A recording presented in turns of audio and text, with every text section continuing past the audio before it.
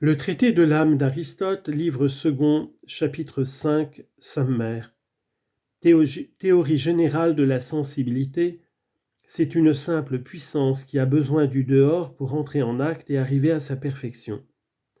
Examen de cette opinion que le semblable peut être affecté par le semblable. Cette opinion est vraie, mais avec une distinction entre l'acte et la puissance. Le sens, avant d'être affecté par l'objet sensible, lui est dissemblable, il lui devient en quelque sorte semblable après en avoir été affecté. Ces points une fois fixés, parlons de la sensation en général et dans toute son étendue. La sensation, ainsi qu'on l'a dit, consiste à être mu et à éprouver quelque chose, et elle paraît être une sorte d'altération que l'être supporte. Quelquefois, on a prétendu qu'il n'y a que le semblable qui puisse être affecté par le semblable. Nous avons dit dans nos études générales sur l'action et la passion jusqu'à quel point cela est possible ou ne l'est pas. Mais on demande pourquoi il n'y a pas sensation des sensations elles-mêmes, et pourquoi la sensation ne peut avoir lieu qu'avec les objets extérieurs, bien que le feu, la terre et les autres éléments soient dans l'être sensible, et qu'il y ait pourtant sensation soit de ces éléments mêmes, soit de leurs accidents. C'est qu'évidemment, la sensibilité n'est pas en acte, elle est seulement en puissance. Il en est de même du combustible qui ne brûle pas tout seul et sans la chose qui le doit faire brûler, car alors il se brûlerait lui-même et n'aurait aucun besoin du feu réel et effectif, du feu en entéléchie.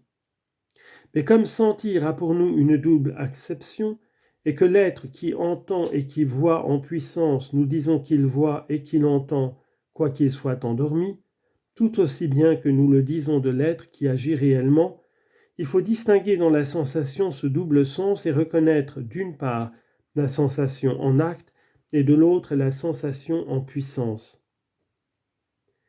Il en est de même pour sentir, sentir en puissance et sentir en acte. Disons donc d'abord que pour nous c'est une même chose que souffrir et être mu et être en acte. C'est qu'en effet le mouvement est une sorte d'acte, mais d'acte incomplet. Toutefois, comme on l'a dit ailleurs, toute chose souffre et sont mues par un être qui peut faire et qui est en acte. Et voilà aussi pourquoi dans un sens c'est le semblable qui est affecté par le semblable et dans un autre sens c'est le dissemblable. Ainsi que nous l'avons dit, ce qui souffre c'est le dissemblable, mais ce qui a souffert est semblable.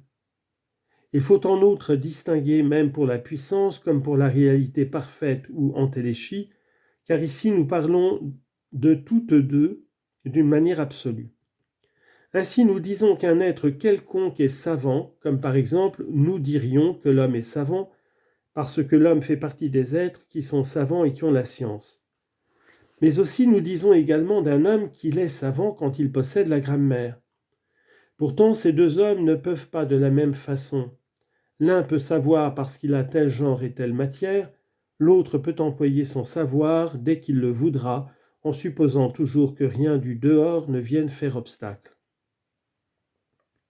Mais c'est celui qui applique actuellement sa science qui est savant en toute réalité, en entéléchie. C'est celui qui sait à proprement parler telle chose spéciale.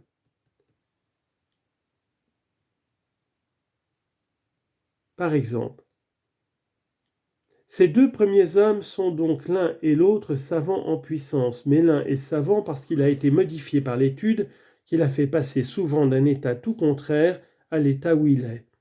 L'autre est savant d'une autre façon parce que possédant la sensation ou la grammaire sans en faire usage, il passe à l'acte quand il le veut. Mais souffrir n'est pas davantage un terme simple. Il signifie tantôt une sorte de destruction faite par le contraire, tantôt il signifie plutôt la conservation de ce qui est en puissance, accompli par ce qui est en parfaite réalité, en entéléchie, c'est-à-dire en acte. Entelechia en grec. La conservation de ce qui est semblable dans le rapport de la puissance à la réalité. Ainsi l'être qui possède la science devient, percevant tel objet de sa science, et cela certes n'est pas une altération, car c'est un simple développement de l'être en lui-même vers sa propre réalité, son entéléchie, ou du moins c'est un tout autre genre d'altération. Ainsi donc on aurait tort de dire que l'être qui pense quand il pense est altéré, tout aussi bien qu'on aurait tort de dire que le constructeur est altéré quand il construit. Donc, ce qui fait passer l'être qui est en puissance à la réalité parfaite, à l'entéléchie, en fait d'intelligence et de pensée, doit s'appeler non pas du nom d'apprentissage, mais d'un tout autre nom. Même de l'être qui a la simple puissance passe à la science, et la reçoit de celui qui la possède, en toute réalité, en entéléchie, et qui peut la transmettre, on ne doit pas dire qu'il souffre. Ainsi qu'on l'a fait voir, ou bien alors il faut admettre deux sortes d'altérations, l'une qui est un changement en des dispositions privatives, et l'autre un changement qui mène à de telles habitudes et à telle nature. Le premier changement de ce genre dans l'être sensible vient de l'être même qui l'engendre, et quand il est engendré, il a déjà, comme la science et la sensibilité. Être en acte a les mêmes nuances qu'avait plus haut le mot de percevoir. Mais ici, il y a cette différence que quand l'acte existe, ce qui le produit vient du dedans. C'est l'objet vu, l'objet entendu ou tel autre objet sensible. La cause en est que la sensation en acte ne s'applique qu'aux choses particulières, tandis que la science s'applique aux choses universelles. Mais les universaux sont en quelque sorte dans l'âme elle-même. De là vient qu'on peut penser spontanément quand on le veut, mais on ne peut pas sentir spontanément car il faut de toute nécessité qu'il y ait une chose à sentir. Il en est tout à fait ainsi, même dans la science, que nous acquérons des choses sensibles, et par un motif tout semblable, puisque les choses sensibles sont à la fois particulières et du dehors.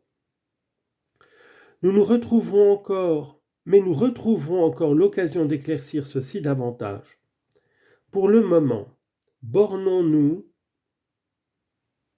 de dire que cette expression « être en puissance » n'est pas une expression simple et qu'il faut l'entendre tantôt en ce sens, par exemple où nous disons qu'un enfant pourrait être général d'armée, tantôt en ce sens où nous le disons de celui qui est réellement en âge d'être général.